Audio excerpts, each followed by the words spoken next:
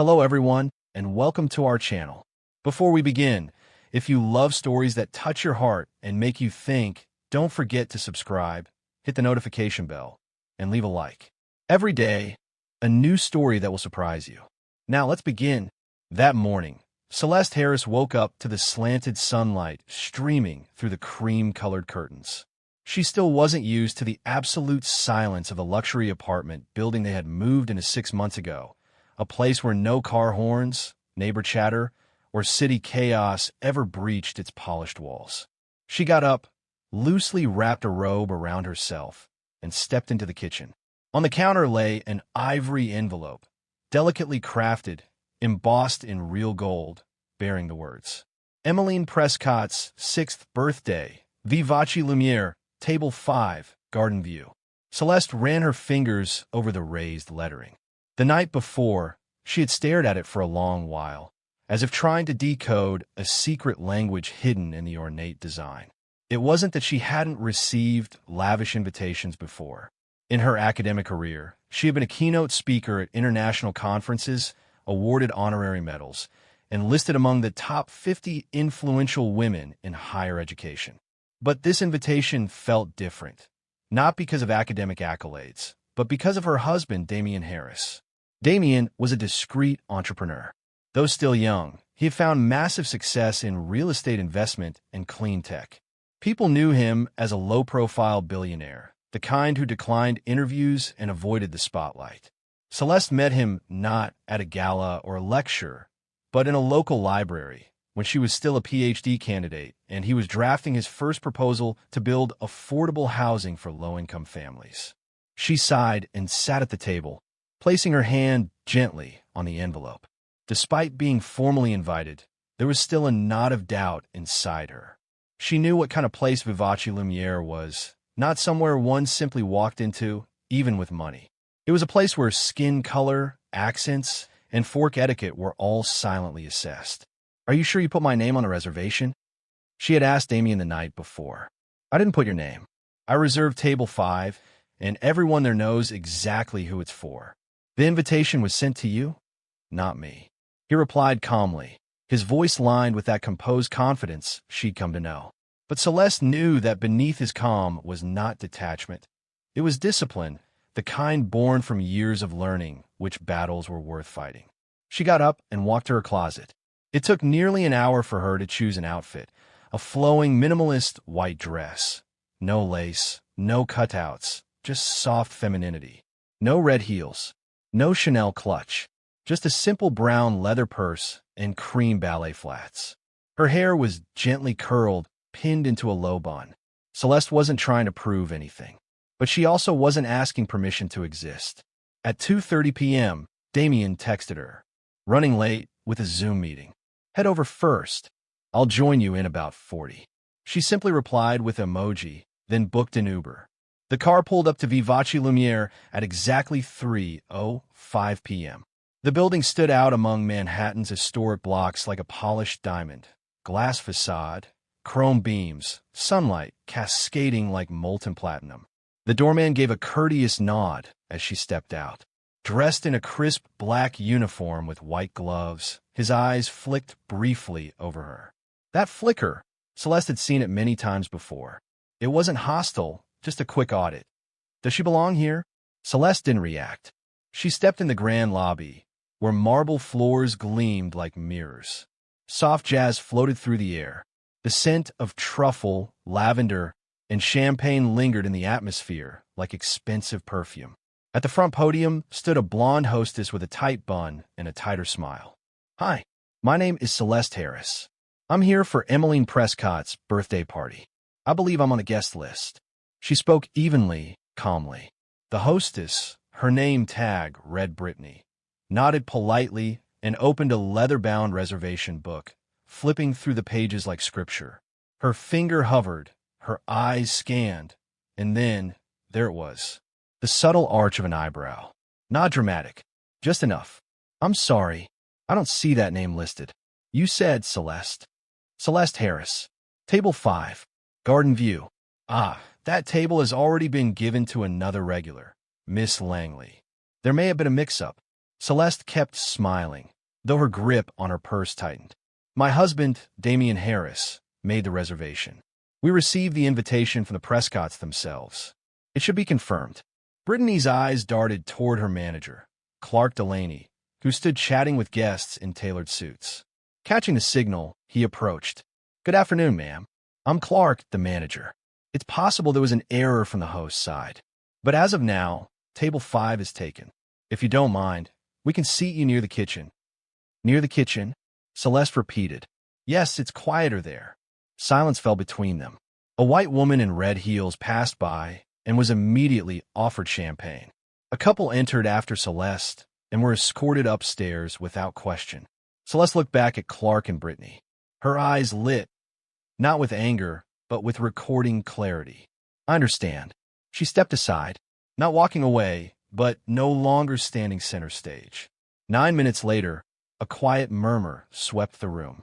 A limited edition Tesla pulled up outside. Damian had arrived. The doors of Vivace Lumiere glided open with mechanical elegance, whispering rather than announcing the arrival of Damian Harris. The sound of the electric engine of his limited edition Tesla had barely faded when heads began to turn. Not because the man walking in demanded attention, but because attention followed him anyway. Damian didn't stride in with theatrics. He walked with the quiet control of someone who didn't need the room's approval to exist in it. His tailored charcoal gray suit fit with such precision it looked effortless. His skin shimmered bronze under the chandelier's ambient glow, and his presence preceded his voice, like gravity bending the air slightly wherever he moved. Celeste saw him before he saw her. She didn't wave, didn't call out. She stood near the exit, arms folded, posture composed. But her jaw was tight. She watched the man who had once told her, "Power isn't loud. It just doesn't flinch." When Damian's eyes finally landed on her, something in his gaze shifted. A subtle narrowing. A flicker of the jaw. It said everything. He crossed the gleaming marble lobby in deliberate, controlled steps. People stepped aside instinctively. He stopped a foot away from her. "You've been standing here this whole time." His voice was low, but not cold. Celeste didn't answer. She didn't need to. The truth floated in the air like the scent of cold champagne and money. The discomfort in the room swelled like an orchestra tuning in minor chords. Guests who had previously ignored her now glanced over with half-curious, half-anxious expressions. Their eyes followed the invisible thread that connected the woman they had written off to the man who now commanded the room without uttering a word. "They said there was no reservation," Celeste said quietly. "They gave the table to someone else." Damian turned slowly, deliberate, like a man preparing to dismantle something carefully constructed. His gaze landed on Clark Delaney. Clark had taken a few steps back, as though hoping to disappear into the marble walls. But there was no escape. Damian moved toward him, the room falling into reverent hush behind him. "You gave away the table my wife reserved," Damian said. His voice wasn't loud. It didn't need to be. It was heavy, not with volume, but with weight. The weight of quiet dominance. It silenced more than it spoke. Clark cleared his throat, his forced smile twitching like a reflex. "There seems to have been a misunderstanding, Mr. Harris. We didn't realize the guest was your wife." "No," Damian said, each word sharp as glass. You didn't realize the woman you thought didn't belong is married to the man who owns this place." The air in the room cracked. Silence deepened. Brittany, still behind the podium, lowered her eyes to the book in front of her as if it might offer a lifeline.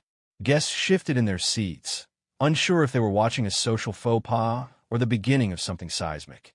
"Tell me," Damian continued, voice eerily calm, "if she hadn't been my wife, would her reservation have magically reappeared?" No one answered. Amber's mouth opened, but no words came. Clark looked down at his hands. Even the waitstaff froze. Celeste didn't move.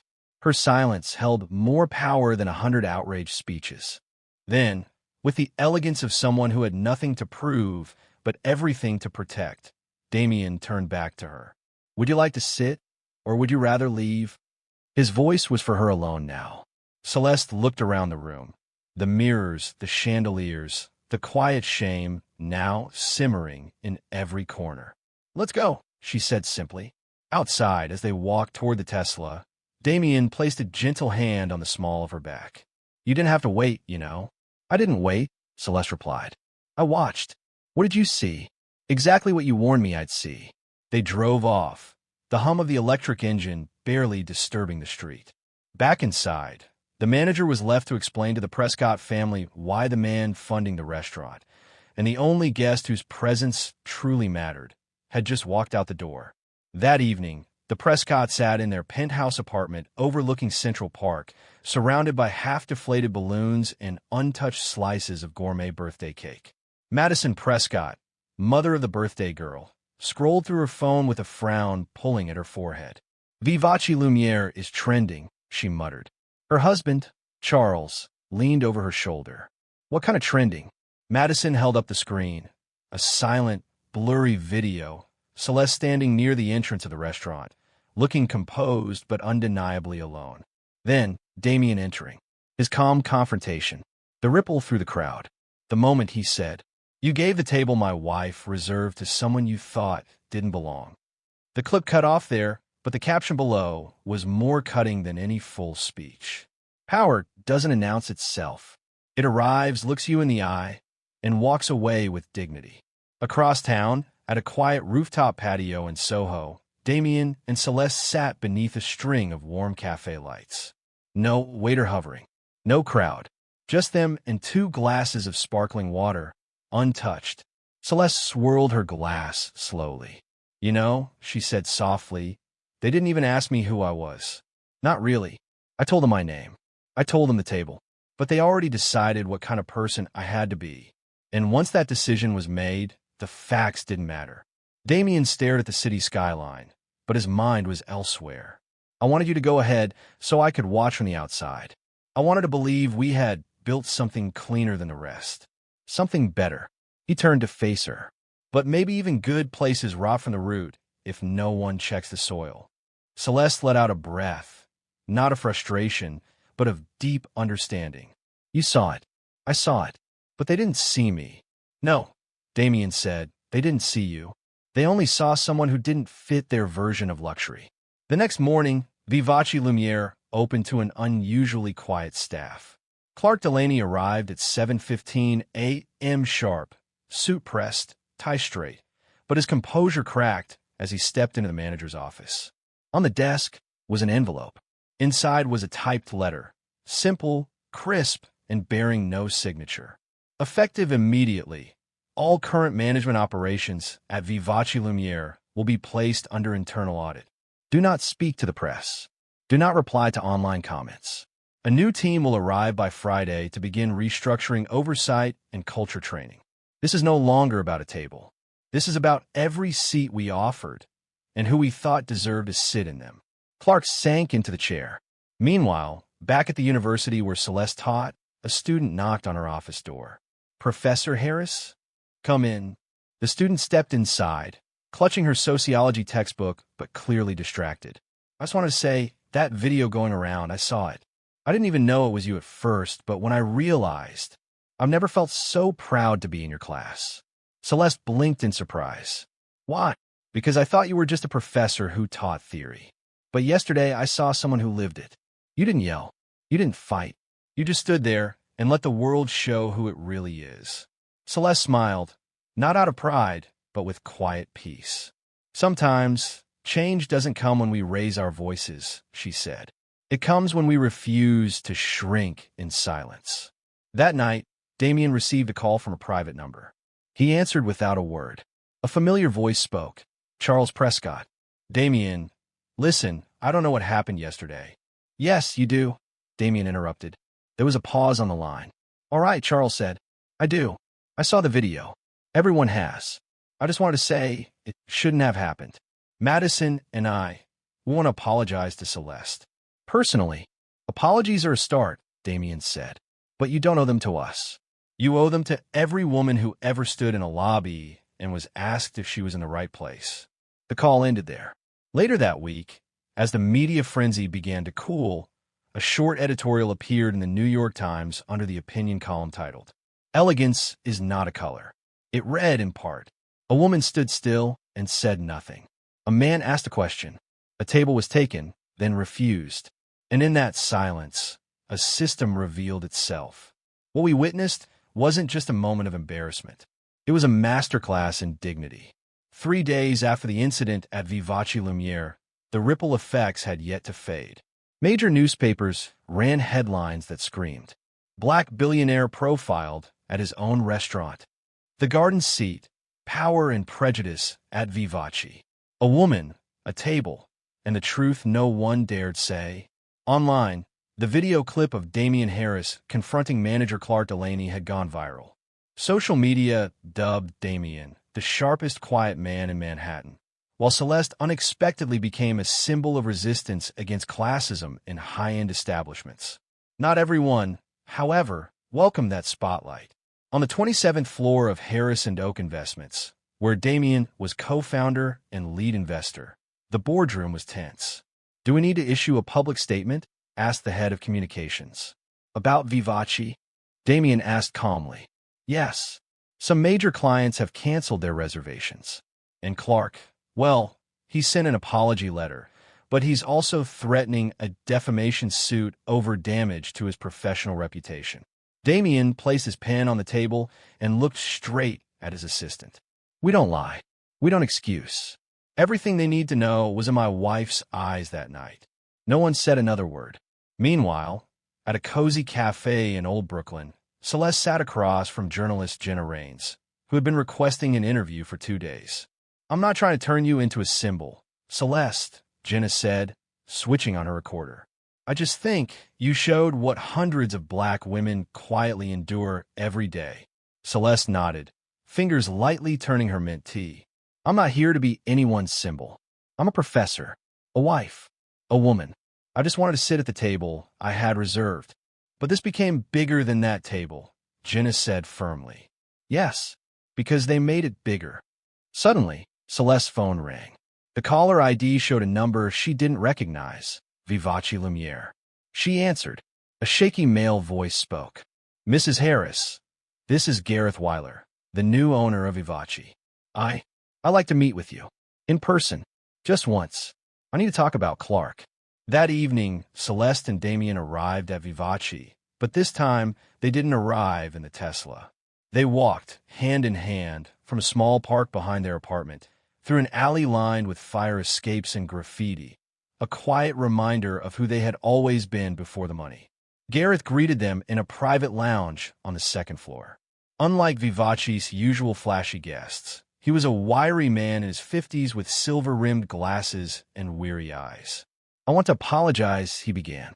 "Not just for Table 5, but because I let someone like Clark represent this place for too long." Damian stayed silent.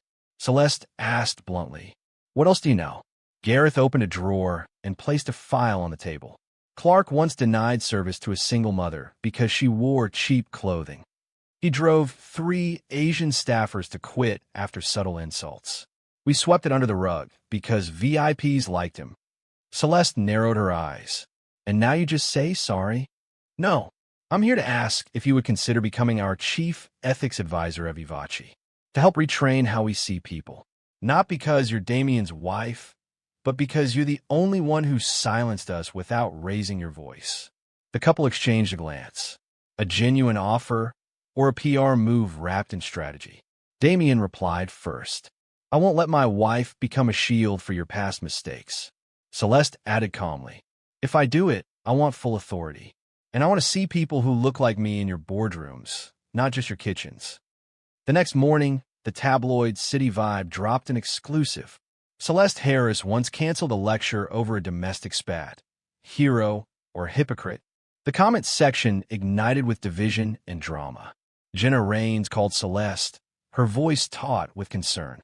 "Celeste, that piece came from an internal leak. I'm almost certain Clark fed them this. He's trying to twist your image." Celeste let out a dry laugh.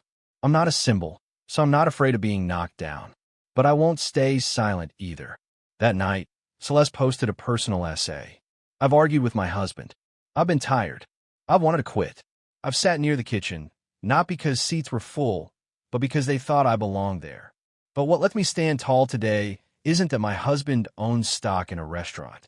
It's because I know silence doesn't have to last forever. The post reached over 2 million shares within 24 hours. At 1 a.m., Damien received a call from an unknown number. "Mr. Harris, I'm Clark's attorney. My client intends to sue you and your wife for character defamation and deliberate career sabotage." Damien chuckled softly. "Good. Let everything come into the light." He hung up, then turned to look at Celeste, asleep beside him, serene and steady. The soft glow of the reading lamp cast a halo on her face. Damien thought, if they think I'm the only one with power in this story, they've been wrong from the beginning. On Monday morning, a brown envelope sat on Celeste's desk at Columbia University. There was no sender name, just a red ink stamp from the law firm Delaney & Fox. She opened it. Inside was an official lawsuit notice filed by Clark Delaney, former manager of Vivace Lumiere, alleging defamation of character, income loss, and professional damage through public personal attacks. Celeste set the documents down and said nothing for a long while. That evening in their Tribeca apartment, Damien watched quietly as Celeste read through every page. "Didn't think he'd go this far," he finally said. "He didn't go far," Celeste replied. "He's just flailing, clinging to what little dignity he thinks he has left." We could counter. Publicly release that clip from 2021, when he refused to serve a student wearing a hijab. Someone recorded it. "We won't stoop." Celeste shook her head. "Let the light do its work." Damien gave a dry chuckle. "That's why I love you." 3 weeks later, at the New York County Courthouse, a closed preliminary hearing was held, with press swarming outside. Clark entered in a sharp silver-gray suit, arrogant as ever, flanked by his lawyer. As he passed Celeste in the hallway, he leaned in and whispered, "You may have one in public, but in here, I've got lawyers." "What do you have?" Celeste smiled back calmly. "A good memory, and hundreds of people you've denied, ready to testify." Inside the courtroom, Celeste's attorney was Irene Yamada, a composed Japanese-American woman with razor-sharp precision. "Your Honor," Irene began, "the plaintiff claims my client publicly defamed him. Yet the viral video was published by a third party." Mrs. Harris made no statement. "The question here isn't what did she say, but what did we all see?" After the hearing, Celeste received a message from Chloe Langley, the white businesswoman who had been given Table 5 the day of the incident. "I owe you an apology. I didn't know that table was yours. Clark simply told me it was available. If you need me to testify, I will." Celeste read the message again and again. Then she typed, "Thank you, but I don't need an apology for you sitting at the table. I need you to speak up because someone thought only people like you should be allowed to sit there." That night, Celeste was the keynote speaker at a Women in Influence NYC gala on the theme, "A Seat Not Given, But Taken." She stepped onto the stage in a deep navy dress, under soft amber lighting that cast a quiet glow on her resolute face. "The day I walked into Vivace Lumiere, I wasn't carrying slogans. I carried an invitation. But they didn't see me, they only saw who I was not. I'm not speaking out because I was denied a chair. I'm speaking because hundreds of women, with no husband holding shares, no viral clip, no spotlight, are pushed aside every day. Don't turn me into a symbol. Turn this incident into a lesson. Because if one table can expose prejudice, then an entire system can be rebuilt from there." The entire room stood and applauded for minutes on end. A week later, journalist Jenna Raines published a stunning exposé, The Black Book of Clark Delaney, at least 12 ignored complaints.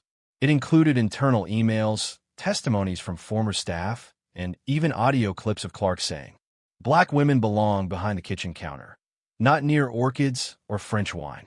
Vivace Lumiere immediately issued a statement severing all ties with Clark and announced that Celeste would be appointed as honorary advisor to their newly launched diversity and belonging program. At the final hearing, Clark didn't show up. His attorney withdrew the lawsuit on the condition that neither party would pursue further public statements. Irene turned to Celeste. "Do you want to accept that?" Celeste looked toward the audience.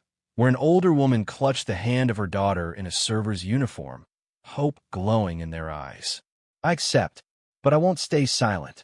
1 month later, Celeste sat in the newly opened garden space behind Vivace, now a public courtyard.